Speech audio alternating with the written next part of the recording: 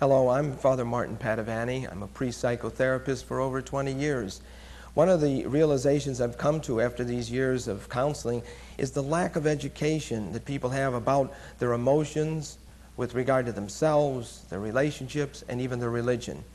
Many problems are due to the misunderstanding about our emotions, the abysmal ignorance that exists, and the unnecessary suffering that comes about from this. Who teaches us, by the way, about our emotions, how to feel, how to communicate, how to relate with feelings? No one. The only training that you and I have ever received is in our family of origin, the family in which we grew up.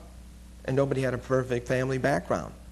We're top-heavy then, aren't we, in educating the intellect, and we're poverty-stricken in the education of our emotions. Notice the educated people with personal problems and relationship problems.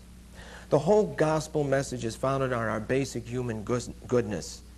The special message of the gospel calls us to have a sense of self-worth and to have a sense of personal responsibility and to be more than who we are and enter into relationships with others, to integrate our humanness, our emotions, and our spiritual dimension. Not to fear or to be uncomfortable with our feelings.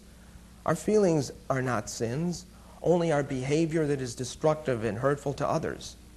There's no contradiction in the gospel between our emotions, our human goodness, and our basic human Christian spirituality.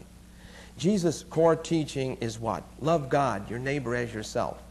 The essence of mature Christian spirituality and human development is in that teaching.